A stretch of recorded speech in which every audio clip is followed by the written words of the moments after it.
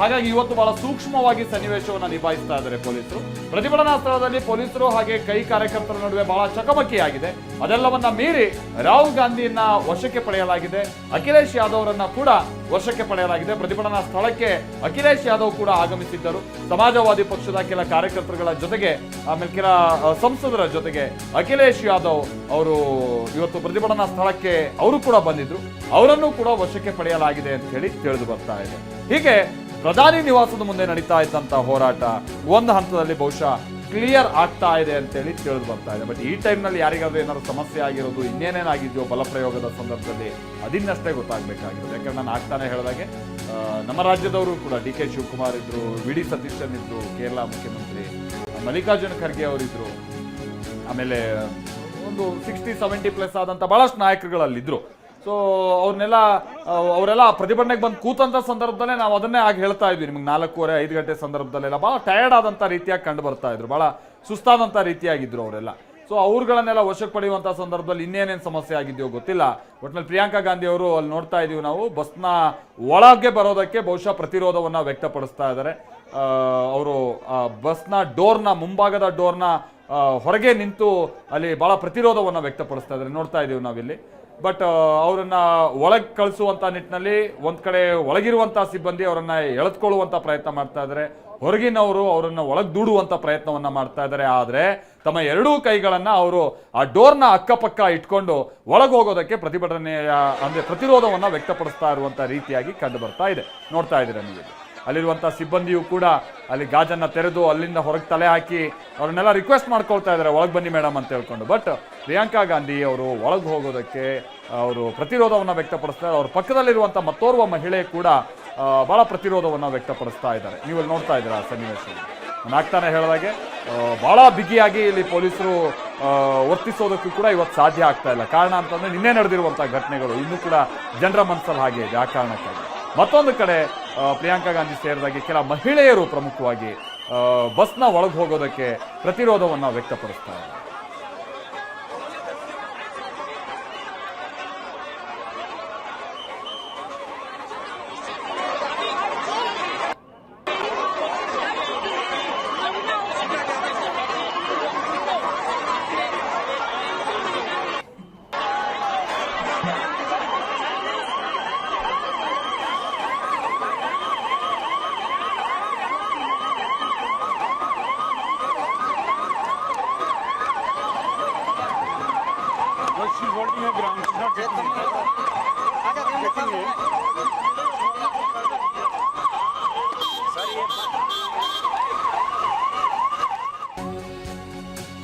ನೋಡ್ತಾ ಇದ್ರಿ ನೀವು ಅಲ್ಲಿ ಪ್ರಿಯಾಂಕಾ ಗಾಂಧಿ ಅವರು ಒಳ ಹೋಗೋದಕ್ಕೆ ಅವರು ಬಿಲ್ಕುಲ್ ಅವರು ಅದಕ್ಕೆ ಒಪ್ತಾ ಇಲ್ಲ. ಕೇಂದ್ರ ಸಚಿವ ಜಿತೇಂದ್ರ ಸಿಂಗ್ ಆಕ್ರೋಶವನ್ನ ವ್ಯಕ್ತಪಡಿಸ್ತಾ ಇದ್ದಾರೆ. ರಾಹುಲ್ ಗಾಂಧಿ ನಡೆ ಇದೆಯಲ್ಲ ಪ್ರಜಾಪ್ರಭುತ್ವದ ವಿರುದ್ಧ ಆಗಿದೆ ಅಂತ ಜಿತೇಂದ್ರ ಸಿಂಗ್ ಹೇಳ್ತಿದ್ದಾರೆ. ಕೇಂದ್ರ ಸಚಿವ ಜಿತೇಂದ್ರ ಸಿಂಗ್ ನಿಮ್ಗೆ ನೆನಪಿರ್ಬೋದು, ಒಂದು 5 ಗಂಟೆ ಸಂದರ್ಭದಲ್ಲಿ ರಾಹುಲ್ ಗಾಂಧಿ ಅವ್ರ ಜೊತೆಗೆ ಬಂದು ಮಾತುಕತೆ ಮಾಡಿ ಹೋಗಿದ್ರು. ಆದ್ರೆ ಈಗ ಅವರು ರಾಹುಲ್ ಗಾಂಧಿ ಅವರ ನಡೆ ಇದೆಯಲ್ಲ ಇದು ಪ್ರಜಾಪ್ರಭುತ್ವ ವಿರೋಧಿ ಅಂತ ಹೇಳ್ಕೊಂಡು ಹೇಳ್ತಾ ಇದ್ದಾರೆ. ಒಂದ್ ಕಡೆ ವಿರೋಧ ಪಕ್ಷದವರು ಅದನ್ನೇ ಹೇಳ್ತಾ ಇರೋದು, ಆಮೇಲೆ ಸ್ಟೂಡೆಂಟ್ಸ್ ಎಲ್ಲ ಪ್ರಜಾಪ್ರಭುತ್ವದ ವಿರೋಧವಾದಂತಹ ಧೋರಣೆ ಕೇಂದ್ರದ್ದು ಅಂತ ಜಿತೇಂದ್ರ ಸಿಂಗ್ ಕೂಡ ಅದನ್ನೇ ಹೇಳ್ತಾ ಇದ್ದಾರೆ. तो वो तुरंत अपना धरना समाप्त कर देंगे। मैंने ये बात उनसे एक मर्तबा नहीं 2-3 बार पूछी। उसके उपरांत मेरे हमरा केंद्रीय गृह सचिव थे, उन्होंने भी पूछा कि will you immediately and this धरना इफ यू गेट एश्योरेंस। बोले हाँ।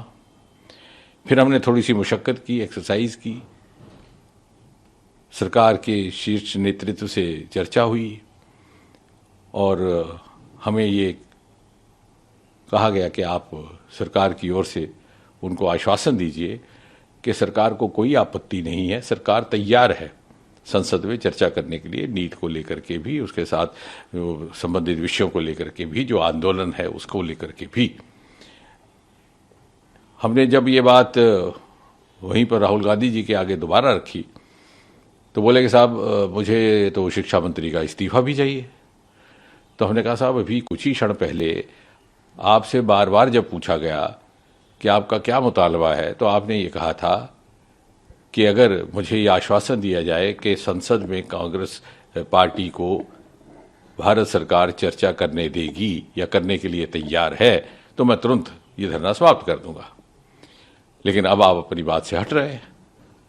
तो बोले साहब ये तो मेरी मर्जी है, मेरी मांगें बदल चुकी हैं। हमने कहा साहब this is not fair, you are changing the goal post. बोले this is my wish.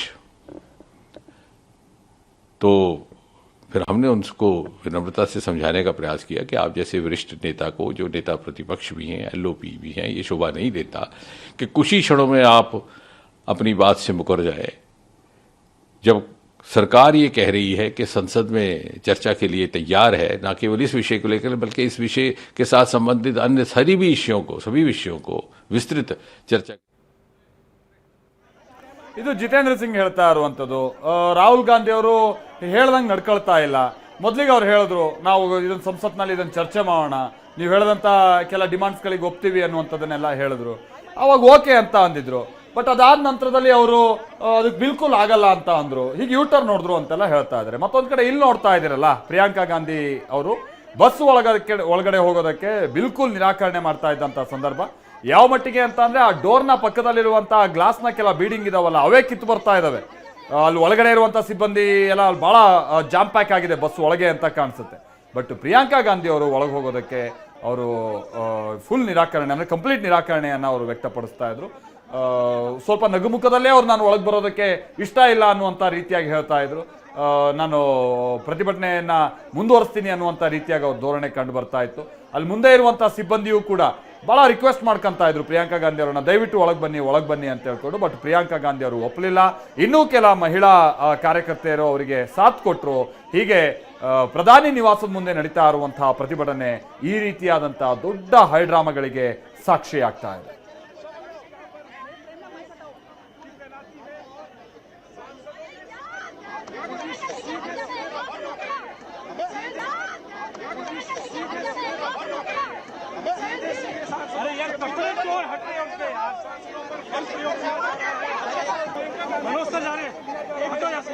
Rahul Gandhi और सर हटाओ गले में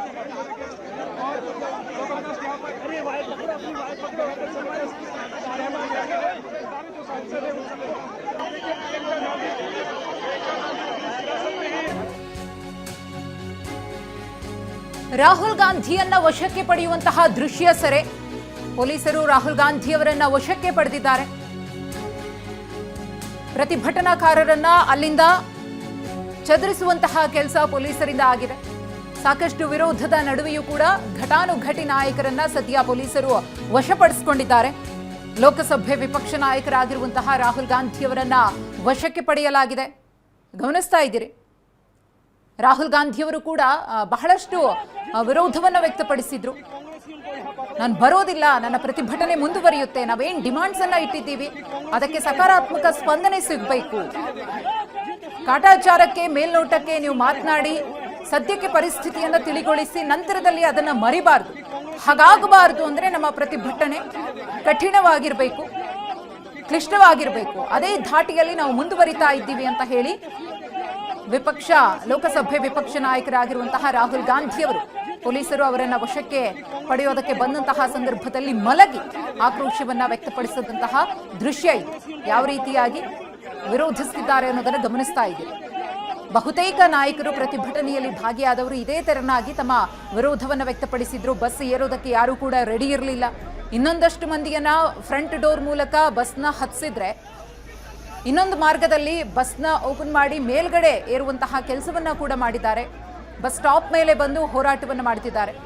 ಒಂದಷ್ಟು ಮಂದಿಯನ್ನು ವಶಕ್ಕೆ ಪಡೆದು ಅಲ್ಲಿಂದ ಕರೆದುಕೊಂಡು ಹೋಗುವಂತಹ ಕೆಲಸವನ್ನ ಮಾಡಿದ್ರು. ರಾಹುಲ್ ಗಾಂಧಿಯವರನ್ನ ಪೊಲೀಸರು ವಶಕ್ಕೆ ಪಡೆದಿದ್ದಾರೆ. ಆ ದೃಶ್ಯವನ್ನ ಕೂಡ ಗಮನಿಸ್ತಾ ಇದ್ದೀರಿ. ಒಂದು ಕಡೆ ಅಖಿಲೇಶ್ ಯಾದವ್, ಒಂದು ಕಡೆ ರಾಹುಲ್ ಗಾಂಧಿ, ಮತ್ತೊಂದು ಕಡೆ ಪ್ರಿಯಾಂಕಾ ಗಾಂಧಿಯವರಂತೂ ಬಸ್ ಹತ್ತುವುದಕ್ಕೆ ರೆಡಿ ಇರಲಿಲ್ಲ. ರಾಹುಲ್ ಗಾಂಧಿಯವರಂತೂ ಪ್ರತಿಭಟನಾ ಸ್ಥಳದಿಂದ ಎದ್ದೋಳಕ್ಕೆ ರೆಡಿ ಇರಲಿಲ್ಲ.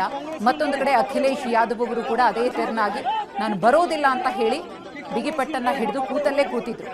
ಆದರೆ ಪರಿಸ್ಥಿತಿಯನ್ನು ತಿಳಿಗೊಳಿಸಬೇಕಿದೆ. ಎಲ್ಲರೂ ಕೂಡ ಪ್ರಭಾವ ಇರುವಂತಹ ನಾಯಕರು, ಎಲ್ಲರೂ ಕೂಡ ಉನ್ನತ ಸ್ಥಾನದಲ್ಲಿರುವಂತಹ ನಾಯಕರು. ನಿನ್ನೆ ಆದಂತಹ ಸ್ಥಿತಿಗತಿ ಮತ್ತೆ ನಿರ್ಮಾಣ ಆಗೋದು ಬೇಡ ಅಂತ ಹೇಳಿ ಬಹಳ ಜಾಗರೂಕತೆಯಿಂದ ಪ್ರತಿಭಟನಾ ನಿರತರನ್ನ ಅಲ್ಲಿಂದ ಕರ್ಕೊಂಡು ಹೋಗುವಂತಹ ಕೆಲಸವನ್ನ ಪೊಲೀಸರು ಮಾಡಿದ್ರು, ರಿಕ್ವೆಸ್ಟ್ ಮಾಡಿದ್ರು, ಮನವೊಲಿಸಿದ್ರು.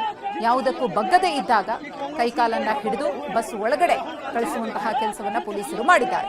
ಮತ್ತೊಂದು ಕಡೆ ಇದಕ್ಕೆ ಸಂಬಂಧಪಟ್ಟಂತೆ ಜಿತೇಂದ್ರ ಅವರು ಕೂಡ ಮಾತನಾಡಿದ್ರು. ಪ್ರತಿಭಟನಾ ಸ್ಥಳಕ್ಕೂ ಕೂಡ ಅವ್ರು ಬಂದು ರಾಹುಲ್ ಗಾಂಧಿ ಅವರಿಗೆ ಹೇಳಿದ್ರು, ನೀವು ಪ್ರತಿಭಟನೆಯನ್ನ ಕೈಬಿಡಿ, ವಿಷಯ ಏನೇ ಇದ್ರೂ ಕೂಡ ನಾವು ಚರ್ಚೆಯನ್ನ ಮಾಡೋಣ, ಉಭಯ ಸದನಗಳಲ್ಲೂ ಕೂಡ ಚರ್ಚೆಗೆ ಅವಕಾಶ ಇದೆ, ಆ ಸಂದರ್ಭದಲ್ಲಿ ನಿಮ್ಮ ಪ್ರಶ್ನೆಗಳಿಗೆ ಉತ್ತರ ಸಿಗುತ್ತೆ ಅಂತ ಹೇಳಿ ನಾವು ರಿಕ್ವೆಸ್ಟ್ ಮಾಡ್ಕೊಂಡ್ವಿ. ಆದ್ರೂ ಕೂಡ ರಾಹುಲ್ ಗಾಂಧಿ ಅವರು ರೆಡಿ ಇಲ್ಲ, ಅವರು ಪ್ರಜಾಪ್ರಭುತ್ವದ ವಿರುದ್ಧವಾಗಿ ನಡ್ಕೊಳ್ತಾ ಇದ್ದಾರೆ.